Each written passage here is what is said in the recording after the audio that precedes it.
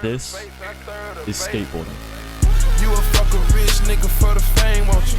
You will get that pussy up to a lane, won't you? Like an old school, I redid the frame on you. I got my old shooters with me and they land on you. But this is also skateboarding.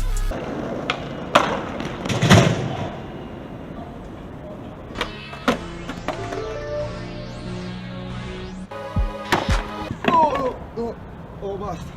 Oh, no. Why do skaters do this? Why do they trick?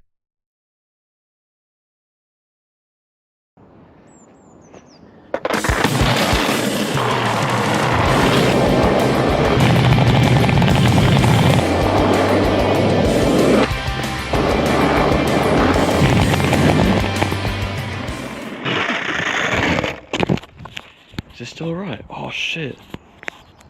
Fuck, bro.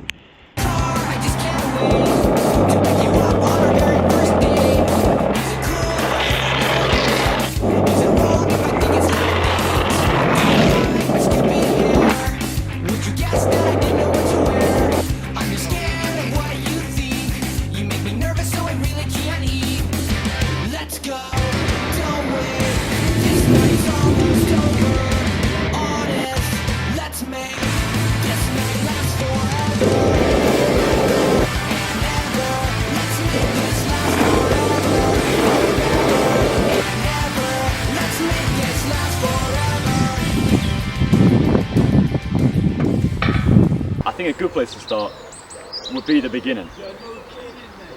But first, a little bit about myself. My name's Rudy, and I've been skating for around 8 months now. I'm not that good at all, but skating's definitely become one of my favorite pastimes, and this video aims to explain and explore why that might be. Alright, back to the video. You've got to realize, right, skating wasn't always like how it is today. Skating started out in the 50s, after surfers from Hawaii and California wanted to carry over the feeling of surfing waves to the ground. Mainly as a way to do something if the waves weren't all too powerful that day. The late 50s were a time of huge economic growth for America, and so families had a lot more disposable income compared to years prior. This meant that toys were huge in the late 50s, and with the yo-yo craze happening just years prior, the next logical trend seemed to be skateboards. That's right, at one point in time, if you skateboarded, you were about as cool as a yo-yoer. Toy companies started producing and advertising them, and with skating competitions pushing the limits of what people could do on a board, it seemed like skateboarding would never die. I feel like you know what I'm going to say next. Skateboarding really started struggling around 1965, which is when roller skating was really starting to blow up. For the average consumer, there was no reason to stick with skateboarding when roller skating was right there. Alongside this, skateboarding was getting stale and even more uncool. Due to the awkward board shape as well as the clay wheels, skaters really struggled to come up with new tricks as the years went on, and so it seemed like skateboarding was doomed to die out like all the other fads of post-war America. But then something happened. A guy called Frank Nasworthy came along and effectively reinvented the wheel. Frank's invention of urethane wheels made the boards they were connected to feel almost magnetic to the ground they rode over, which was a massive change compared to the clay wheels that skaters had been using up until then. As well as this, the decision to start manufacturing boards with a kicktail massively opened up what was possible on a skateboard, ultimately culminating in the invention of skateboarding's greatest trick, the ollie.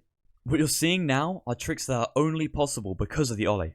The amount of new tricks skateboarders could come up with based off just this one was out of this world. The biggest strength that the ollie had was that it was simple. Jump, pop, drag. That's all there was to it. Now, it's definitely easier said than done, don't get me wrong. But it was the trick's simplistic nature that allowed different branches and sometimes even whole trees of skating to emerge from it. Kickflips, tray flips, pop shove-its, impossibles, the list goes on. And these are only tricks to do with ollies. You've got all different sorts of grinds, hand plants, body varials, foot plants. I could continue. With all these newfound tricks, skating really started to take off again. And if you could do some of these harder ones, well, popular doesn't even put it into words. I think that back in the day, more so than now, this was definitely a reason as to why people got into skating. What I'm trying to get across to you with all this is that skateboarding has no limits as to what you can achieve. As long as you put in the time required, you will eventually be able to do all the tricks I just mentioned, and maybe even more. Skateboarding is a sport that heavily rewards the amount of time you invest in it, and I think this definitely plays a role as to why people keep returning to the sport. Saying all this might make you wonder why you've never tried skating before, but as soon as you step on a board for the first time, it becomes readily apparent.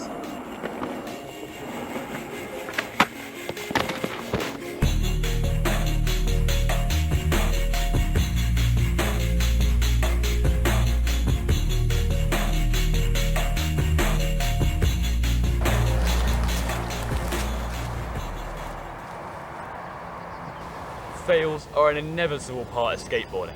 It's like yin and yang, right? You can't have one without the other. But if this part of skateboarding is so centralized into the entire sport, why do people keep doing it? It's not like skateboarding is the only sport in the world. Heck, it's not even the only sport where you perform tricks. And this goes for all forms of extreme sport as well. Base jumping, solo climbing, skiing. No one's forcing skaters to do this. And yet they keep coming back to it despite the risks. In fact, the more somebody skates, the more likely they are to injure themselves as they try to perform harder and harder tricks. To try and understand why skateboarders keep coming back to the sport they love, I thought it best to go straight to the source.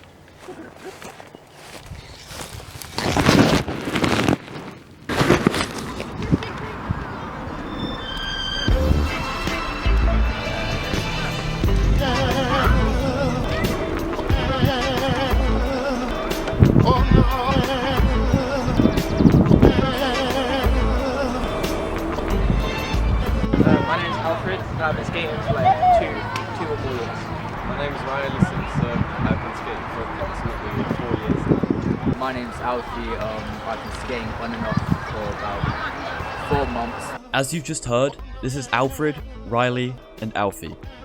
These guys are all from pretty different backgrounds and only met each other through skating. Alfred and Alfie both skate casually, whereas Riley is a sponsored skateboarder, meaning that he gets paid to skate. I asked them all some questions to get a better look into the skiing ethos. Honestly, I started watching a bunch of videos, like rail and stuff, like that. Oh yeah. Time ago. I got my first deck for my birthday, and like from there, I started coming out, you know. The reason I started skateboarding was the influence it had on almost like punk rebellion. But then I watched edits about, I don't know what skate, but I used to play Skate 3 a lot.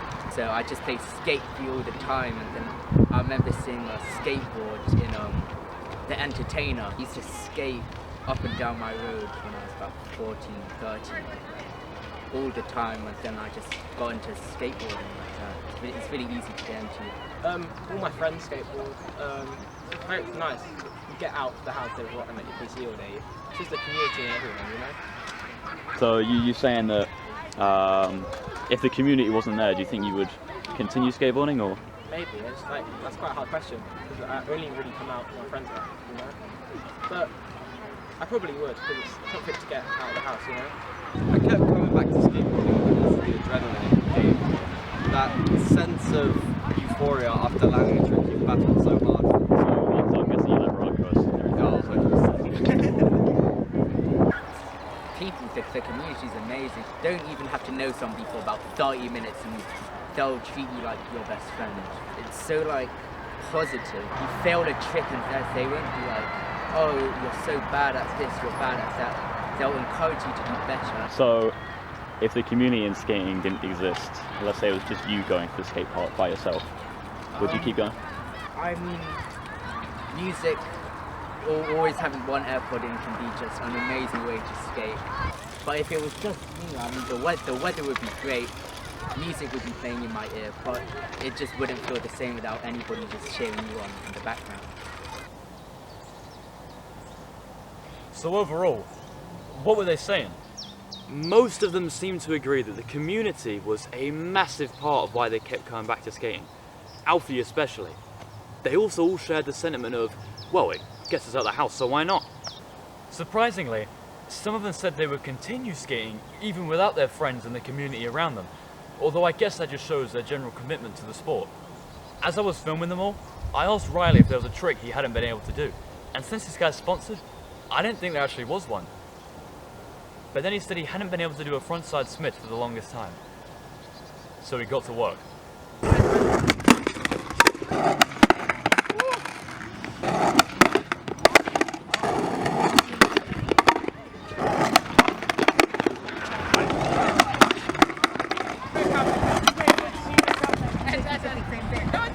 I mean, hey man, you keep slamming your head into a brick wall. At one point, the wall's going to come falling down.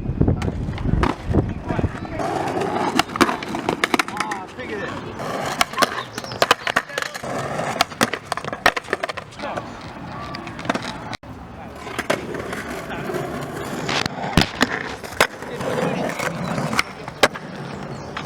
Holy shit! Nice!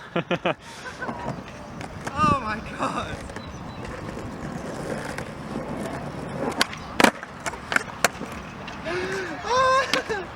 Oh, That's nice, why bro. I like skateboarding. I haven't done that shit in ages. And I've You done just it. fucking did it, bro. So this is great. We've got the opinions of people who've been skating for years, as well as just a general idea of why people skate. But I don't think that's quite the whole picture. I wanted to get a deeper understanding of what keeps skaters coming back year after year, so I looked into their psychology.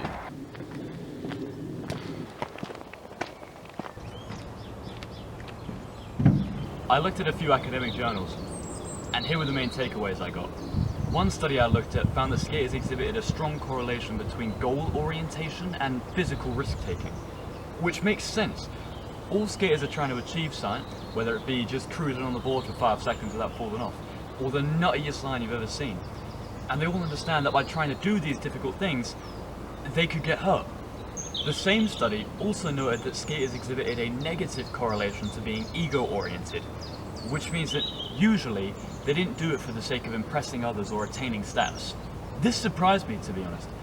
I'm on the outside of the skating community, and I often see videos of people mocking posers or people pretending to be good at skating for the sake of looking cool. I'm guessing that these people normally get pushed out of the skating community or just leave on their own when they realise that skating's not like that though. And lastly, a different study I looked at noted that people skated for different reasons depending on whether they skated casually or professionally.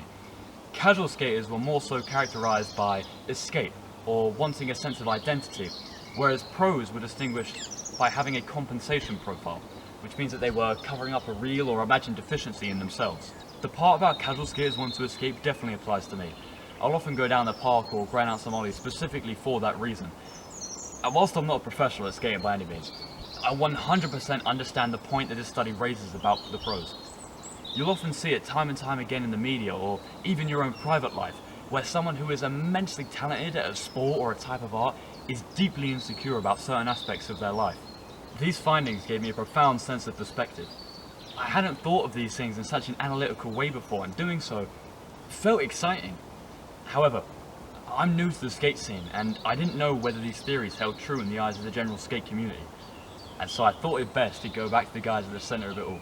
Quite much, because I've been trying to do this trick for ages. I've been trying to air out of the bowl and hit the gap between two ramps. And I sprained my wrist really badly. I had a grade 3 and a torse and stuff. I had to stop skating for like 4 weeks. But when I healed, I came back and started doing it again, and I sprained my wrist again.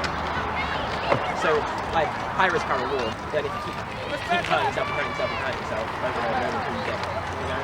So, it sort of just comes with skateboarding that you're going to hurt yourself, Yeah, like you're trying to say? It definitely builds your pain tolerance up. A lot. I think it would apply to me if it came to like a dodgy skate spot, big stair set, bad run up, bad landing, roads right in front of you. I think that's when I'd take it into consideration and be like, this is too much risk for me. Like, I don't care if I get a few grazes, bruises here and there, that's, in my eyes, life or death. Oh yeah, 100%. There's always got to be a boundary set somewhere. To you? Completely true. If I leave this park without doing no tricks, learning nothing new, my whole day is bad. Like, if you learn a trick, it just makes your entire day so much better. And once you've done it, there's no better feeling towards it. And I think that's why skaters are just more risk takers. So the hard work, it just comes with wanting to, well, not wanting to get hurt, but the understanding that you might get hurt as you go along with it. This is going to sound cringe and corny. It doesn't matter how many times you fall down, it just matters about getting up. And I mean, if you fall down, it doesn't matter if you fall down, you attempted that trick, you put your heart into it. And with skating, it's the effort you put in 5 times like is the reward. Just getting up is just the only option to make your day better.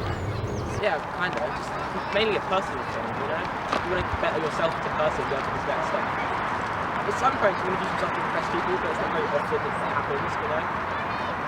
And the only time I ever found like I was trying to impress someone is that my friends kept saying you could do this, you could do that, you could do that. I wanted to impress them by learning how to do it, so I learned to do it, but mainly it's all about personal stuff.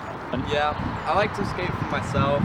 I don't skate to impress girls, I don't skate to impress other people. If I'm skating just locally here, I'm going to take it relaxed, easy. I'm going to skate for myself, not for anyone else. I skate for myself for the self-enjoyment. I can do all these hard tricks if I wanted to put the effort in. But if I want to take it more relaxed, just do a kickflip here and there. Just keep it nice and simple. I'm still having fun either way. 50-50. I mean, some people I know do it for the flashiness. If I land a sick line, I more care about myself. Like you're feeling more positive about yourself. Nobody I know does it to impress others. While skating. My friend Riley, the blonde one over there, he skates professionally for brands, and he doesn't like to talk about it all the time. So it's kind of true in a way. I skate casually, and it is like a skate. So that's true on that part, you know.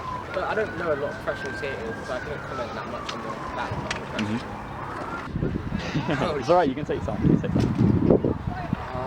I mean, I mainly see pro skaters as like, they do it for the money, they do it for the competitions, they don't do it for themselves. Like I guess they're still having fun whilst they're skating, but they're not doing it for the art of skating. I don't want to be a big competition skater. I just want to have fun, get a few sponsors, and do nothing crazy with it. So would you say that you think that skating's become more commercialized? Yeah, especially when it started coming into the Olympics and becoming like a full-time, I guess you could say, sport. I'm not one to agree with it. Yeah, I like watching it, but I still don't agree with it. Or something like that. Not one bit. Football, all for the money. They don't look happy when they're playing whatsoever. It almost seems fake. Skateboarding seems real. Linking back to the adrenaline and like that exhilaration you get after landing such a hard trick. And if you're at a competition, doing it in front of all those people, it's nerve-wracking. Even at like little local jams, it's petrifying. But you land it and you feel like you're the biggest man. You have like all this power, and you know who you are. Just like I said, sense of euphoria. I have countless of friends that skate because their home life just isn't doing that. I mean, it all comes down to just the community that we're based in. I've never seen a pro skater that just instantly went into pro. They've all started with one simple community, but the reason people start skating is because of just a worry that they have, and that skating, people hear that skating brings so much positivity into your life because like, landing sick tricks can just bring so much happiness to you. That's completely true. And I think everybody should just start skating because of how happy it makes me. Yeah, I mean, money-wise, for example, I've been down with money. They just had me like a 20 and just say like, oh, payout small, or just wouldn't even. I mean, it really all depends who your community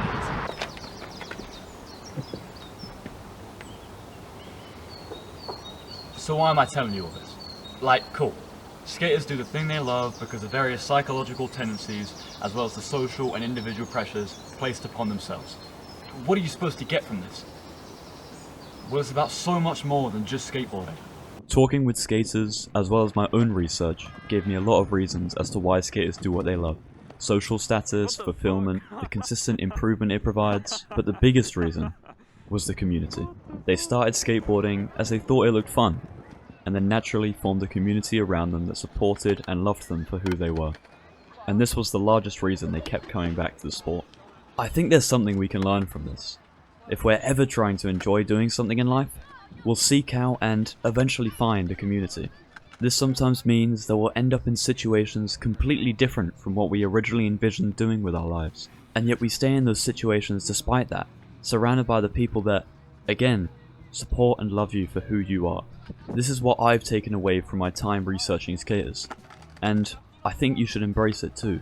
Next time you're thinking of getting into a sport or anything at all really, maybe look for a group of people just like you. Who knows how far you'll go with it. So, why do skaters trick? Well, some start out doing it for the fame, others to prove something. but they eventually keep coming back to it because of the people and friends that they found along the way.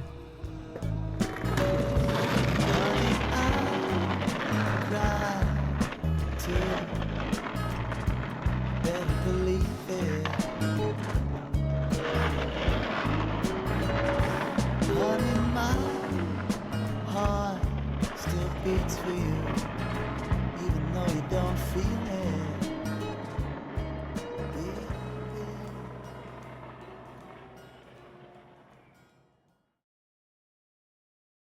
Hey guys, that was Why the Skaters Trick, a video documentary, and I just wanted to say thank you for watching. This video took a very long time to produce, and to have someone go out of their way and watch it, it means a lot, you know? With that being said, I am submitting this for a school project, so I'd like to ask if you could leave a comment with some advice on what you think I could change in the video. It doesn't have to be long at all, 1 or 2 sentences will do. With that being said, thank you for watching. Bye.